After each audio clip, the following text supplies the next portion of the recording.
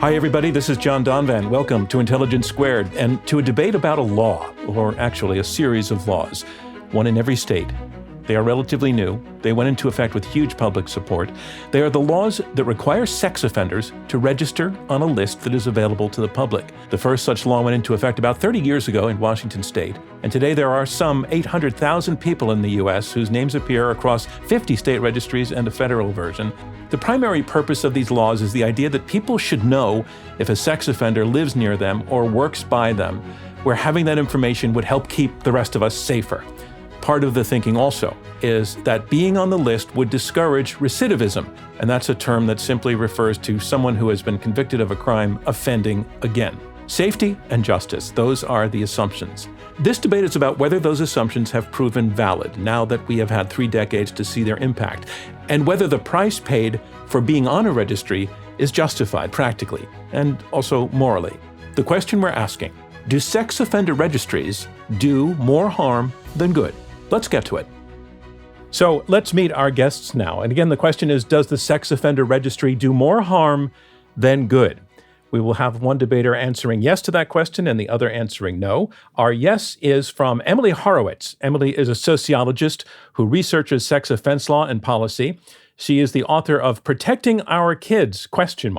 How Sex Offender Laws Are Failing Us, and also From Rage to Reason, Why We Need Sex Crime Laws Based on Facts, Not Fear. Emily Horowitz, thanks so much for joining us on Intelligence Squared. Thank you so much for taking on this challenging topic. It is a challenging topic indeed, and we have somebody coming from the other side to take on the challenge as well. Arguing no will be Carrie Fetterman. Carrie is an associate professor at Montclair State University who focuses on law and jurisprudence and free speech and democratic theory and prisons and prisoners' rights. He is the author of Democracy and Deliberation, The Law and Politics of Sex Offender Legislation. Carrie Fetterman, thanks so much also for joining us on Intelligence Squared. Great to be with you, John. So let's get started by going into our first round, which will be each of you in turn making the case, taking a few minutes to tell us why you're a yes or a no. Emily Horowitz, you are the yes. Again, the question is, the sex offender registry does more harm than good.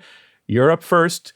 Why are you a yes to that? Thank you. So almost everyone will disagree with my argument opposing endless punishment and abuse towards those convicted of sex offenses. But I argue that the experience of being branded a quote-unquote sex offender is wrong, ineffective, counterproductive, and destructive. Even those who advocate for those with justice involvement avoid critiquing registries, like religious and spiritual leaders and organizations, criminal justice reformers, and advocates for social justice, who on principle support and forgive those who have made terrible mistakes. My position is so marginal because we wrongly view those on registries with unique revulsion and in need of special and excessive punishment due to the false but pervasive belief that all those convicted of sex offenses are similarly predacious, uncontrollable, and unable ever to stop offending, and thus punished and permanently surveyed because, unlike all other humans, they are uniquely impervious to change. Most are surprised to hear that those convicted of sex offenses are not a distinct breed of person unresponsive to punishment and treatment, or that subjecting them to lifelong banishment and humiliation is counterproductive and vengeful. Sexual harm is profound, but there's no evidence that excessive draconian punishment resolves the pain and trauma of those hurt any more than ordinary criminal legal sanctions or other forms of accountability. The fact is that those on registries, despite widespread belief, don't have high rates of sexual reoffense, which we call recidivism. And like everyone else with past convictions, reoffense rates decline over time. Low recidivism rates are not caused by registries or a result of registries. There's been a steady and significant decline in child sexual abuse since before the time registries were implemented and before federal registry laws. Scholars find that decline is largely due to social and economic factors, not the registry. And simply put, those with sex offense convictions have lower reoffense rates than those having committed almost any other offense. To be clear, the data on low sex offense recidivism isn't based on select or cherry-picked studies or data, but is virtually, as one scholar noted, the consensus of an entire field. One reason for widespread support for these banishment schemes is the pervasive belief that sexual harm crosses a line held to be of a nature and magnitude unlike virtually any other injury, including murder and physical assault or abuse, and an experience from which one can never recover, and that all sexual harm is equally traumatic. To be clear, I don't have a soft spot For those convicted of sex offenses, I don't minimize the trauma of sexual harm or question the extent of sexual violence. But we need reasonable, just, evidence-based policies while de-escalating panic-driven attitudes that result in the needless and brutal exile of an entire class of people that affects even their closest relatives and friends. To be clear, and on this final note, sex offenses are caused and characterized by the same factors as all other crimes. Those convicted are almost always dealing with such things as untreated mental illness, substance use and abuse, brain injuries, untreated trauma, abuse or neglect, or PTSD resulting from military service or other painful past experiences. Like most transgressions, committing a sex offense is rarely a premeditated and carefully executed decision where one weighs risks and consequences, but crimes of impulse and opportunity. Most incidents occur during times of extreme personal stress when one is avoiding the pain of addressing long-standing personal, psychological, and emotional issues. Registries are a failure. Accountability, treatment, and re-entry opportunities are effective ways to limit reoffense. Thank you very much, Emily Horowitz. And that brings you onto the stage, Carrie Fetterman. You are answering no to the question, do sex offender registries do more harm than good? You are a no because? Please tell us. Sure. So to the question, does the registry do more harm than good? I answer good. This does not mean that there aren't some things about the registry that I find difficult to accept. But my positive argument is that the registry and sex offender laws themselves in general are products of an enormous amount of deliberation between parents, citizens, and legislators. They are not products, for example, of referenda, which tend to oppress so-called outgroups because they lack deliberative principles. Sex offender laws are the products of an intense negotiation between parents of raped, abducted, and murdered children and state legislators. These laws began in Washington state as a response to the rape and murder of a number of children by Earl Schreiner, a man who had a 24-year history of rape and murder of children, as well as of Diane Balasiotes, who was raped and murdered by a sex offender. These laws then from Washington state moved east to New Jersey, where Megan Kanka, a 7-year-old child, was raped, abducted, and murdered from somebody who lived on her own block. When then New Jersey started a sex offender law. At that point, the movement went to the Middle West, where in Kansas they picked up these laws, as well as throughout the rest of the country. At that point, it goes back east to Washington, D.C., where both houses of Congress passed the law, the Adam Walsh Act or the SORNA Act, that requires notification and registration laws. These laws are enormously democratic, and they are the enormous product of deliberation rather than what Emily would later call statistical anomalies, which she refers to in her book, Megan Kanka, for example. And they are not products of what Emily likes to call moral panic. And we should discuss that, John, at one point. Instead, what I see when I look at sex offender laws, I see parents, victims, and legislators deliberating honestly about public safety and what democracy actually means. Thank you very much, Carrie Fetterman. We're gonna get into the points of difference that you've both laid out there. But before we do, I just want to take a moment, since this is a topic that does not tend to be a mainstream conversation.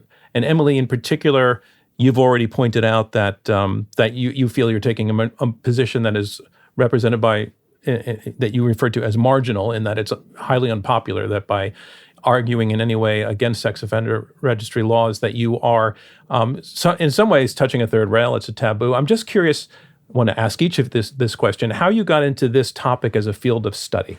Emily, why don't you go first? I started studying sex offense law when I was teaching criminal justice, and I met somebody who'd been convicted of a sex offense. And I was really surprised because this person had been convicted of a sex offense. They'd spent 13 years in prison, and they were trapped under the pressure of the unending consequences. While in prison, this person, he'd spent 13 years in prison. While in prison, he'd become very religious. After he got out, he wasn't able to go to church because his church banned people on registries. He wasn't able to find work. Every job he applied for would not hire people on registries. He couldn't participate in athletic activities or recreational activities. He was kicked out of multiple apartment buildings, and he really couldn't survive. And it seemed totally counterintuitive. all the research on recidivism shows the best way to help people not offend again is to support them and give them opportunities. And the registry shames and doesn't allow people to do this. All right. So you saw need for research on this topic is basically your answer to the question. And what about you, Carrie? How did you get into this as a topic to write about? Right. Well, I also saw a need. Let me try to correct something that Emily said, though. Emily said that she's part of a marginalized group of people. In fact, Emily's position is the orthodox position. I've read hundreds of peer-reviewed articles on sex offenders, and not one of them supports my position. Not one of them actually can make an argument in defense of sex offender laws. You have to really go through the weeds to find, and honestly, at the top of my head, 3 articles is what I can think of at the top of my head that remotely agrees with my position on the subject. So that's how I came to the subject, because I'm not a sex offender researcher. I'm a constitutional law expert. But looking at things like hearing about sex offender laws and residency restrictions, I poke around and look at this interesting constitutional question of democracy and citizen engagement and that kind of thing. And the more I read, the more I was astonished at how critical this literature actually is. So thank you for that. Interesting. Both of you feel that you're arguing from a minority position on this. So I'll just note that. But I want to ask you each to tell me what you feel the intended purpose of the sex offender registration laws in all 50 states are from the point of view of those who have supported them. Emily, why do you think, I'd like you to go first again on this. Why do you think these laws were passed? With what purpose do you feel these laws were passed? What were its proponents hoping to achieve? Well, even Jacob Wetterling's mother, who was responsible for the first federal registry law, her son was abducted and murdered. And she advocated for federal registry laws because she thought it must be somebody who has a prior sex offense. Wouldn't it be great if the police had a list of everybody who had a prior sex offense, and then we could find the person immediately?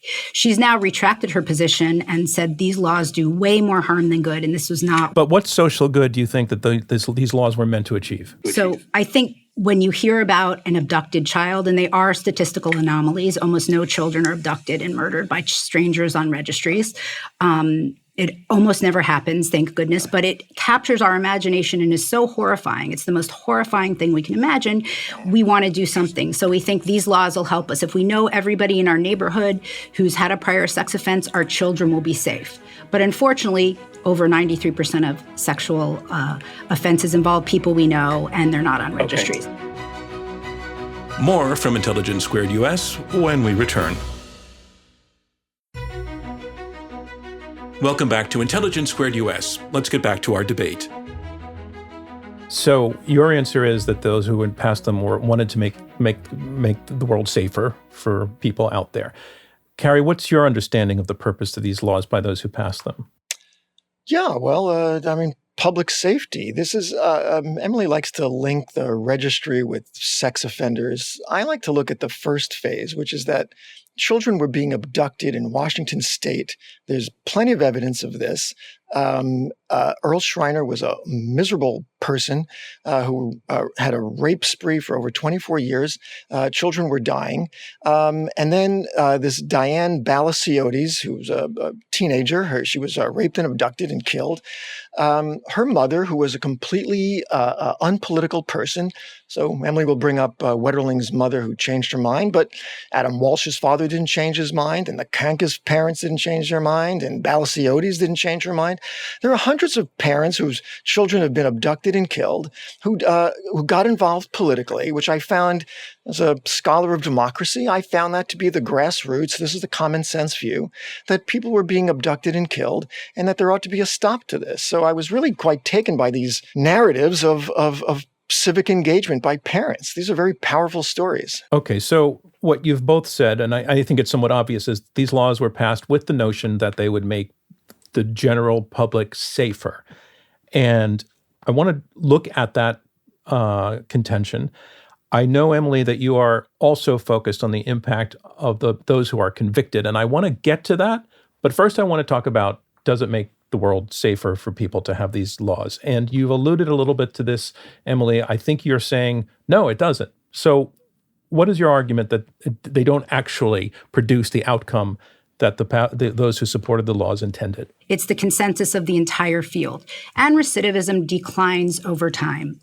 So that's the first thing. And then in addition, it's really important to know most people that are on the registry are there. It's their first offense.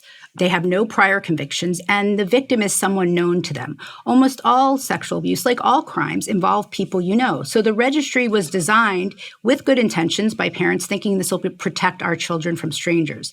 But it doesn't do that. There's no evidence it does that. People like Larry Nassar, who have multiple victims spanning decades, Larry Nassar never had a prior conviction until he was prosecuted. They'll be in prison forever.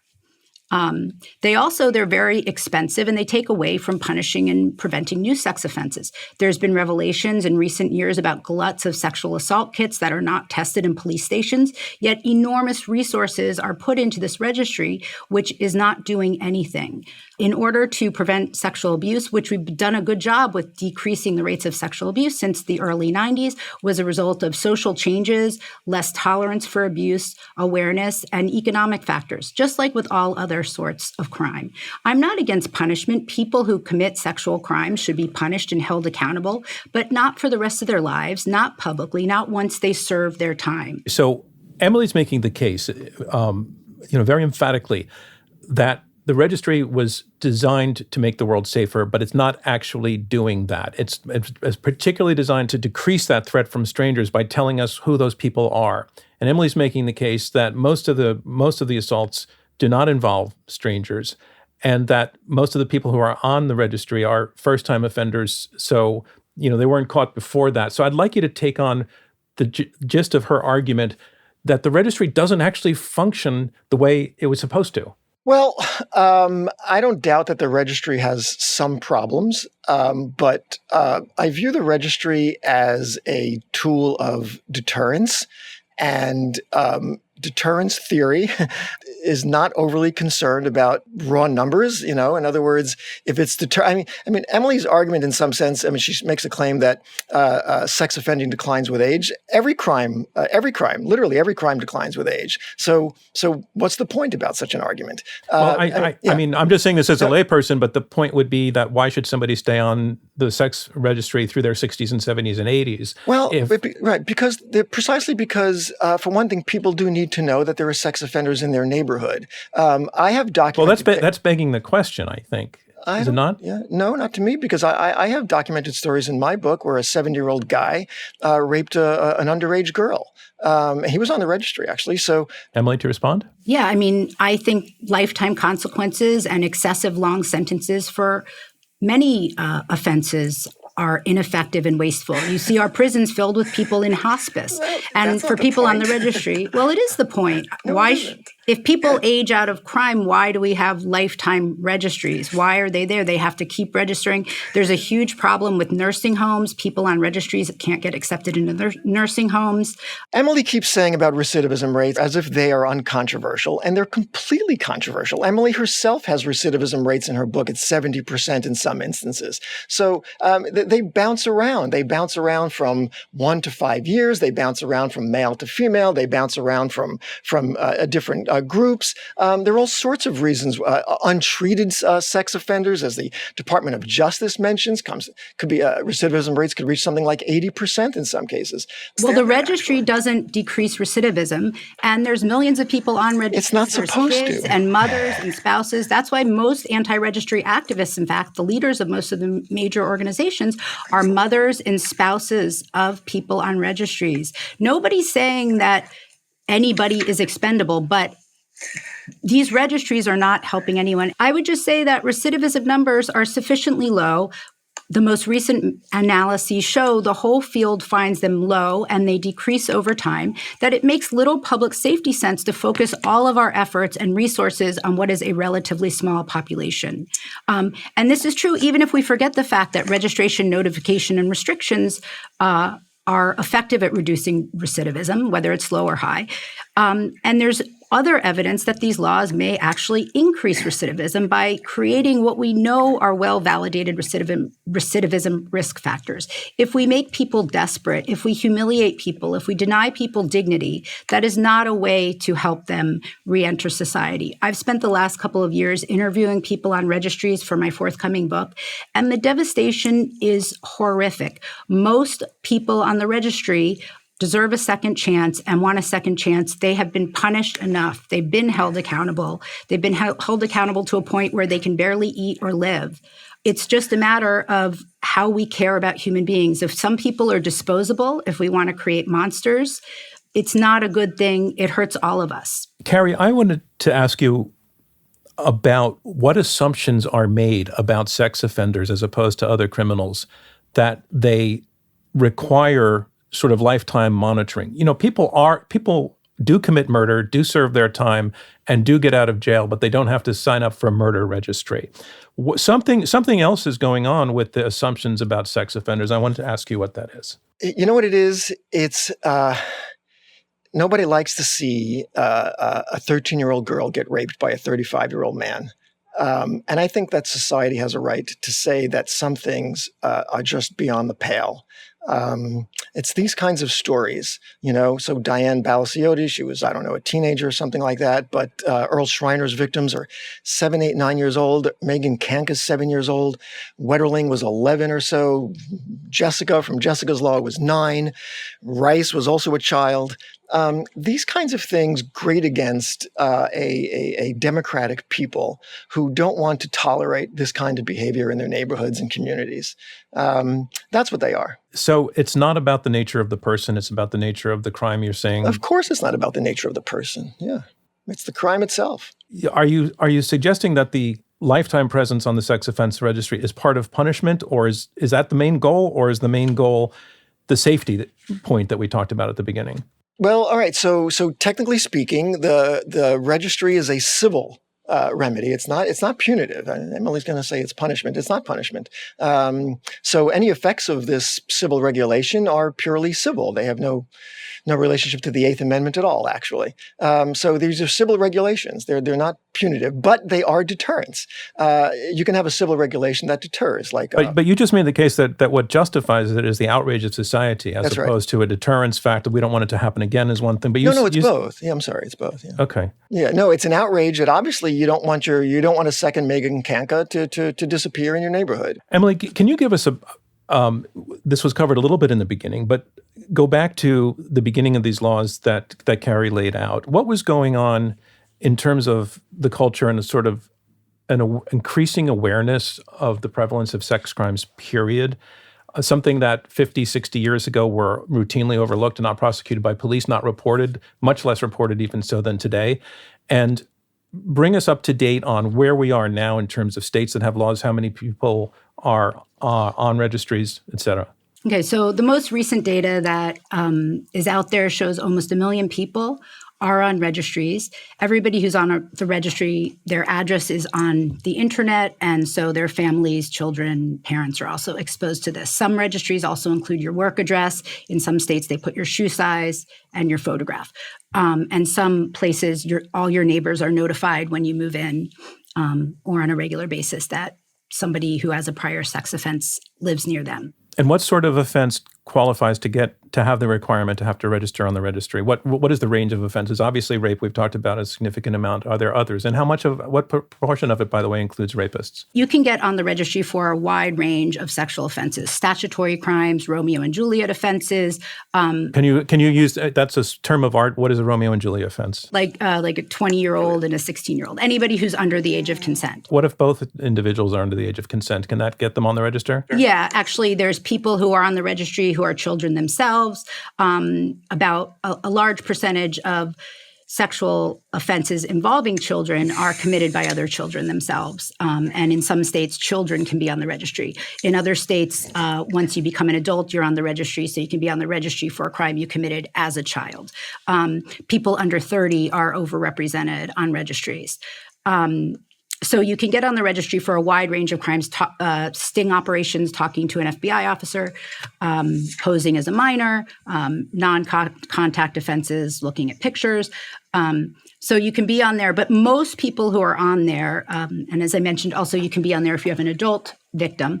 The vast majority are people who didn't have a prior sexual offense and first-time offenders who know their victim. The victim is known to them. So is there a sense of what proportion of people on the registry were people who kind of planned and stalked and calculated and contemplated before acting? And I'm asking that because that would be, to me, where deterrence would apply. These would be people who would be told, who would get the message that their lives could be ruined not only by prison time, but by the lifetime presence on the registry. Yeah, I mean, I haven't interviewed or met many people who it was like extremely well thought out. Most people that I've talked to in almost 2 decades of studying this and learning about motives are at low points in their lives. I recently did a study on veterans who are disproportionately represented on registries. They come back and they're challenged, people using substances. But I'm not justifying these offenses. For whatever reason people commit these, the point is that they should be held accountable. They should be punished. I'm only talking about the punishment in addition to prison and parole, which in the United States is extremely harsh. And also, if you reoffend without a registry, sexually reoffend or reoffend most crimes, you will get the book thrown at you. You will get a really long sentence. It's not the registry that gives you long sentences. Although many people go back to prison for failure to register, they don't update their driver's license or they don't update their email address. And that in itself can sometimes be a new felony. So the burden is horrific. It's extremely costly as well for police and the people on them to deal with this huge bureaucracy. Carrie? Are you in favor of 3 strikes laws for sex offenders? I haven't thought about it. Are you in favor of 3 strikes laws in general? No, I'm not in favor of 3 strikes. No, so you're not in favor of right. So it bothers you that a state would take a deterrent policy against a criminal who does things once, twice, 3 times. No, I mean, if there was evidence that 3 strikes laws radically decrease crime rates, I would explore them. But I'm not. Not all laws are about efficiency. I don't understand your argument here. Not all laws are about simply efficiency. This is not a democratic it's a democratic process. So we're not governed by social scientists. We're governed by people who want to make sure that sex offenders don't rape their children.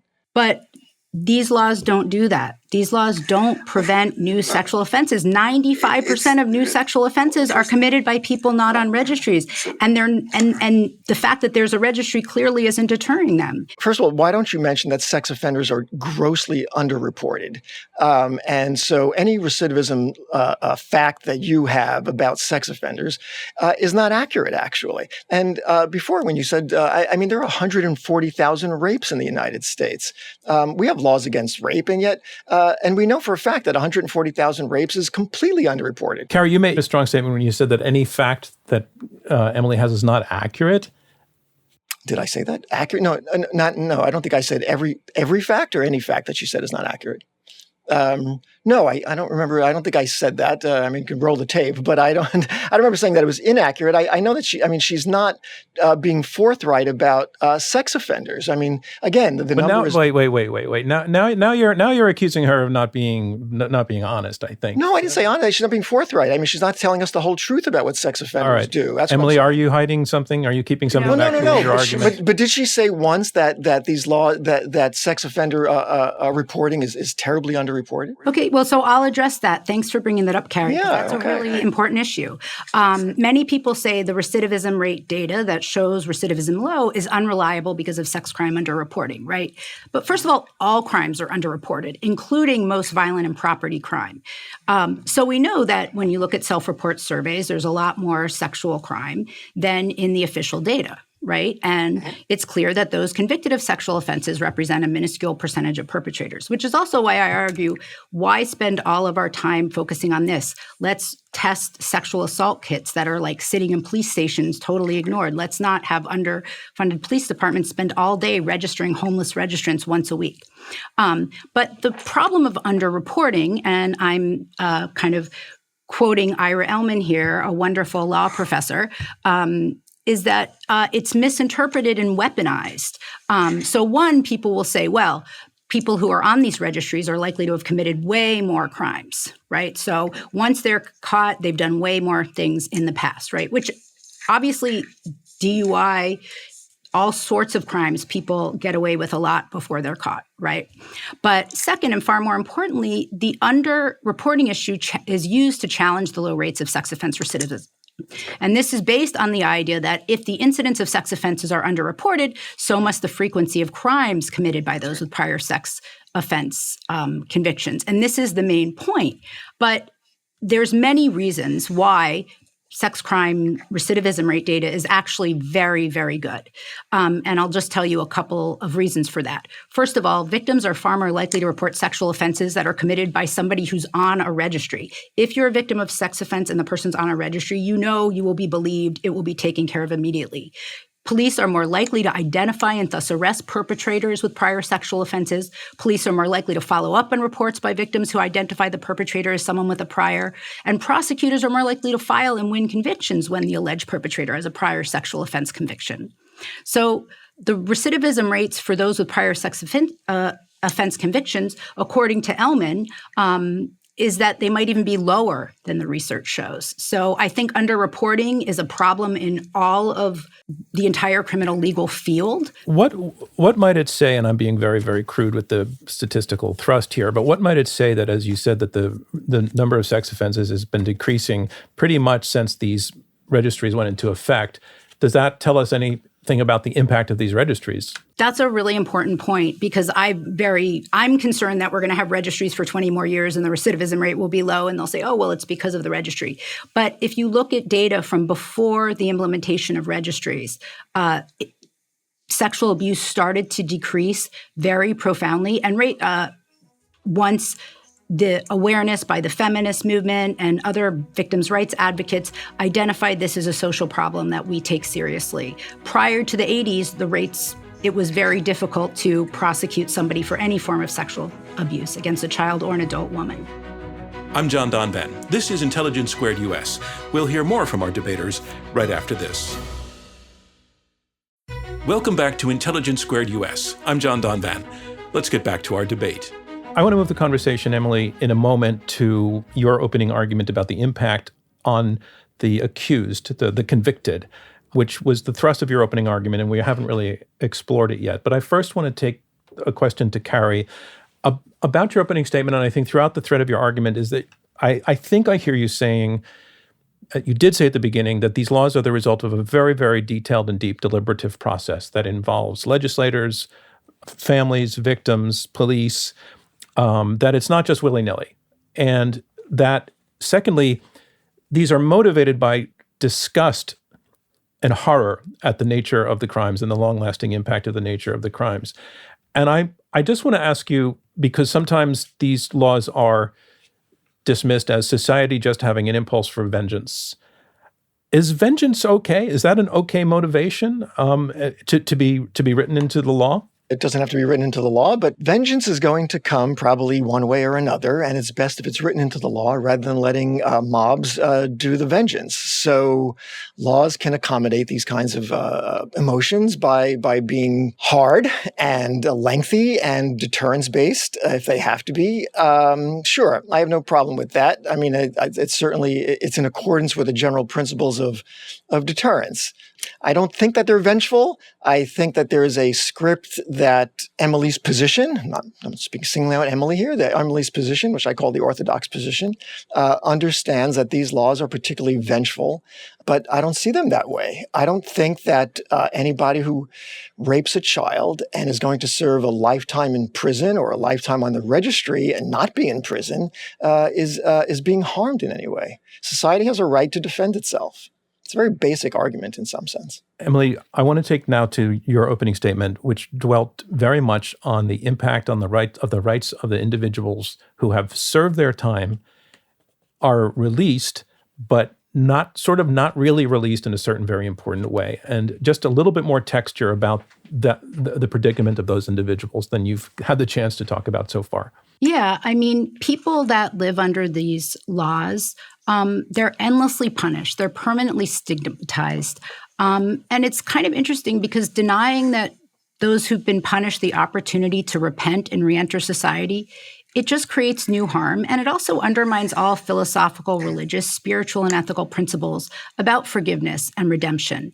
But when it comes to people convicted of sex offenses, we just abandon the grace and understanding we may readily offer to others. So can you give a depiction of how being on the registry continues to be experienced by the individual who's on the registry as a punitive experience? Yeah, so many of the people I interviewed said the longer I'm offense-free, the longer since I got off of parole and I've done everything right, I've had a job, the punishments grow and grow because they never roll back the laws. So they add additional laws all the time, right? So if you're on the registry and you haven't offended in 20 or 30 years, you still have to register quarterly or yearly. So what happens to you in your life when you're on the registry? So, for example, one person I spoke to couldn't go to his father's funeral because it was at a church where they said nobody on the registry could go. One father had a special needs child and his wife worked to support the family. He couldn't work because he's on the registry, and he couldn't pick up his special needs child at school or attend events at the school while his wife was working. Okay, so that's because they're not allowed to go near schools if they're on the registry. And you mentioned employment. What is the impact on employment for somebody who's on the registry? What kinds of jobs are they able to get? And what happens if they get a job and they don't report that they're on the registry and no background check is done? What happens routinely when the employers find out? Are they understanding, or do they tend to say you're out the door?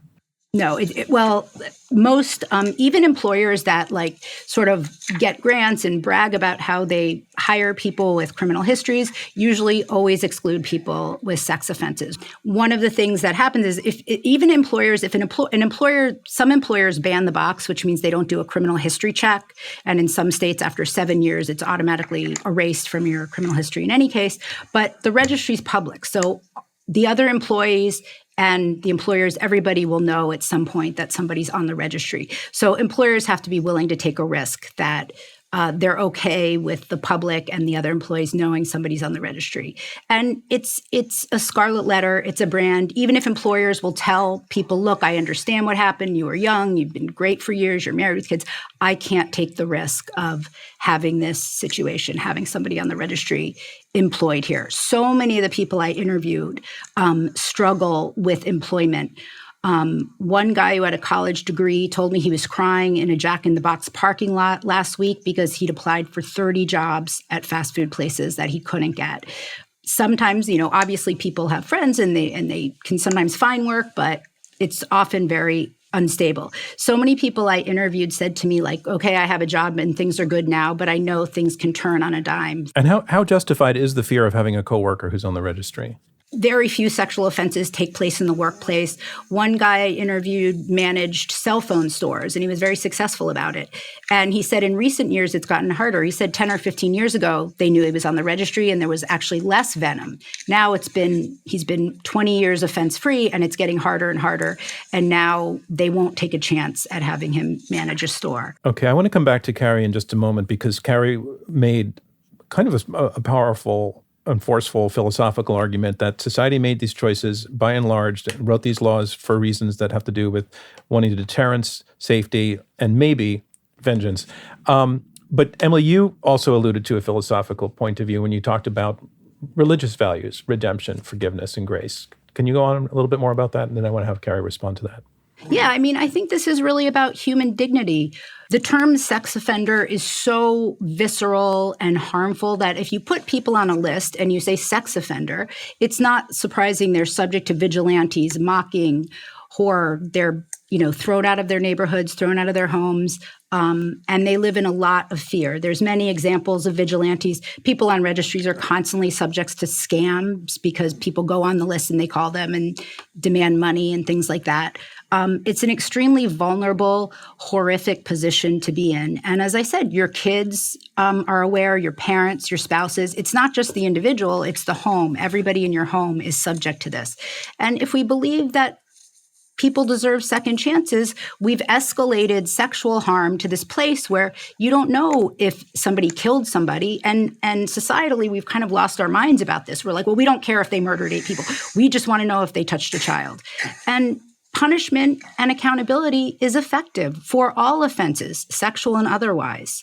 There's no evidence that somebody who sexually offends is that much of a different breed of human than any of the rest of us. They're just like us. It's a widespread problem. It happens in every culture. It happens throughout time. How we deal with it reflects who we are as humans. And I of course, violent crimes of all sorts are terrible, but this is not the answer. And again, maybe I'd feel totally differently if the recidivism rate was extremely high, but it's not. So this is not an effective way to help people. It's just a way to destroy lives and throw people away and say, well, they're so much worse than us. We're so much better than them. They're done.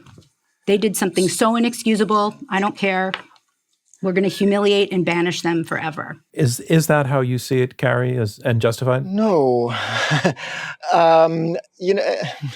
Emily likes these statistical anomalies, but the Kansas sex offender law was based absolutely on one particular offense, which is that a man and a woman worked together.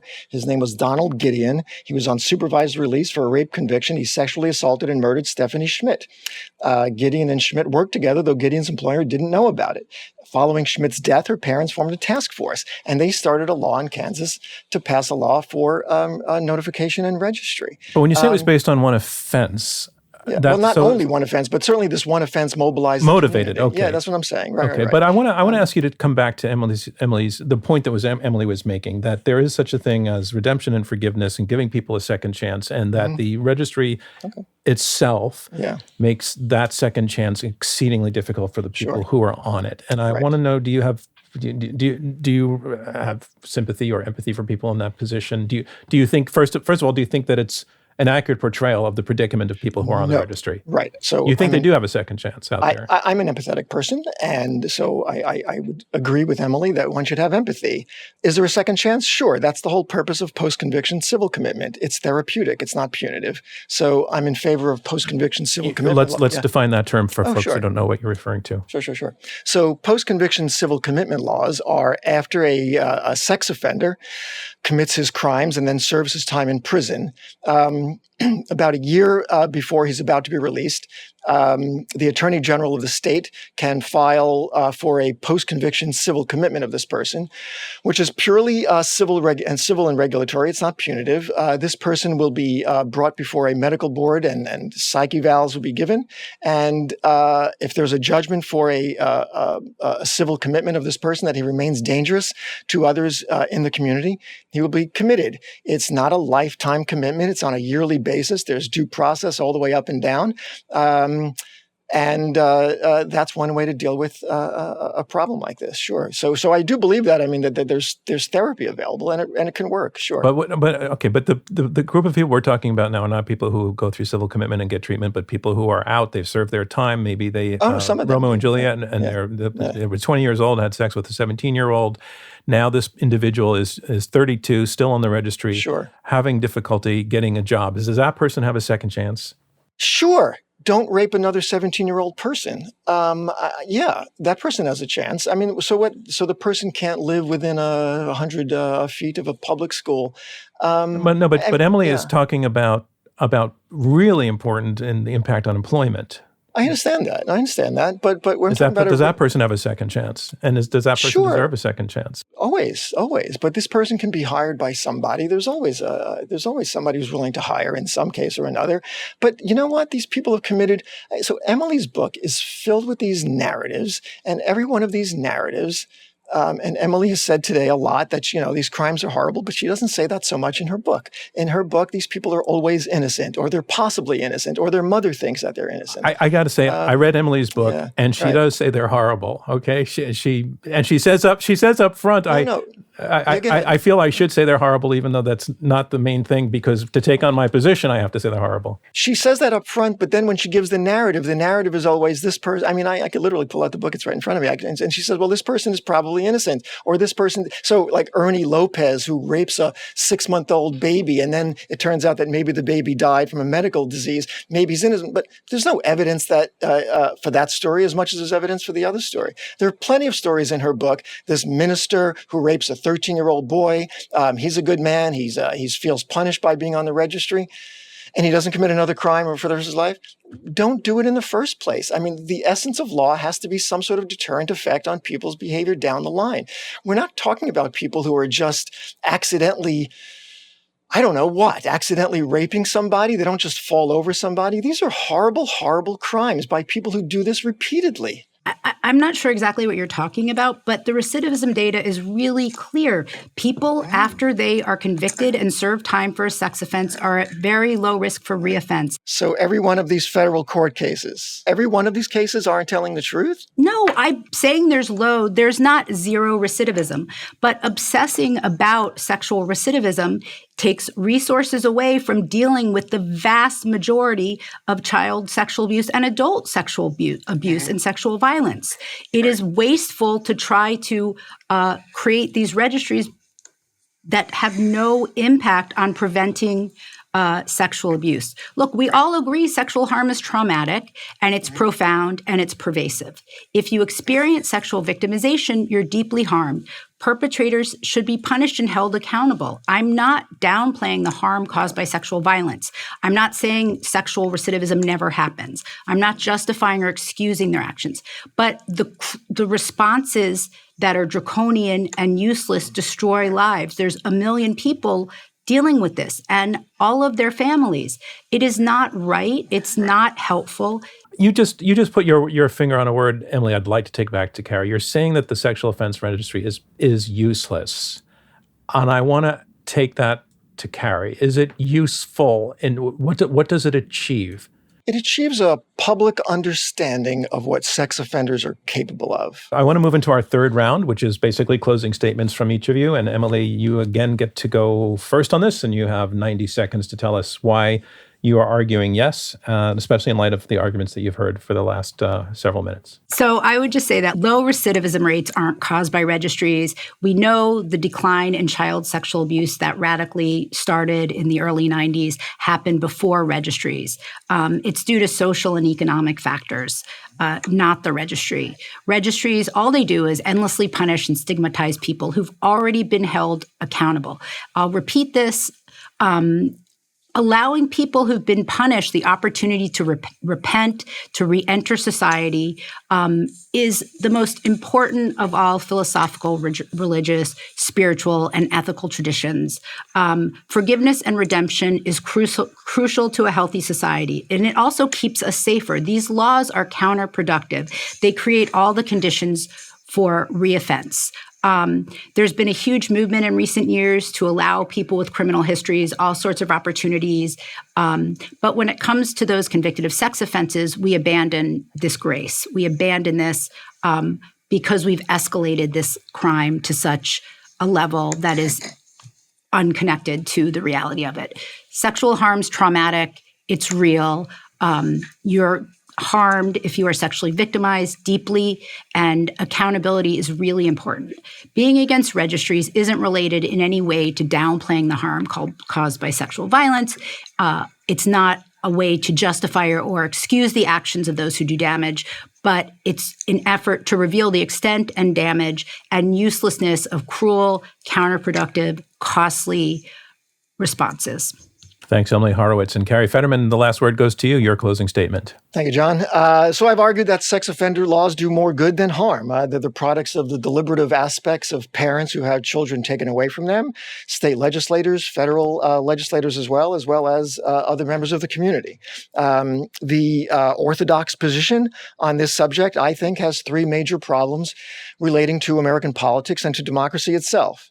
I think in the first case, it increases the power of the federal courts to supervise these kinds of laws, thereby diminishing the power of communities to achieve public safety. I think it increases the power of social scientists, which I wanted to talk about a bit more, but it increases the power of social scientists, and therefore it diminishes the power of state legislators. And third, it diminishes the power of civic engagement, thereby diminishing the idea of deliberation, which to me is the essential argument for democracy. It takes away these kinds of powers. To me, the orthodox position reveals itself to be a rhetorical or a strategic device. Therefore, I think it can only be true if the following two things are true. Since, according to the orthodox position, everything is about power. If everything is about power, then state legislators can't deliberate rationally and deliberately about means and ends regarding public safety. If everything is about power, then rationality itself is impossible. Therefore, if everything is about power, then social science itself is about power. And if social science is about power, it can't be objective. If social science is not objective, then Emily's position is no different than mine. There's no difference between one thing and another, one fact and another. Therefore, democracy can only exist in a world where we preserve individual responsibility and the deliberative politics of people at the local level. Thank you. And that concludes our debate. I want to thank our two debaters, Emily and Carrie. Thanks so much for coming to this with robust, well-thought-out arguments, and for staying through it with each other, and for bringing your thoughtful disagreement to our table. And that is it for us. I'm John Donvan, and this has been a debate from Intelligence Squared US. Thanks, everybody, for tuning into this episode of Intelligence Squared. You know, as a nonprofit, our work to combat extreme polarization through civil and respectful debate is generously funded by listeners like you, the Rosencrantz Foundation, and friends of Intelligence Squared. Intelligence Squared is also made possible by a generous grant from the Laura and Gary Lauder Venture Philanthropy Fund. Robert Rosencrantz is our chairman, Clea Connor is our CEO, Leo Matthau is our chief content officer, David Ariosto is our managing editor, Julia Melfi and Marlette Sandoval are our producers, Gabrielle Iannicelli is our social media and digital platforms coordinator, Andrew Lipson is head of production, Damon Whittemore is our radio producer, Raven Baker is events and operations manager, and I'm your host, John Donvan. We'll see you next time.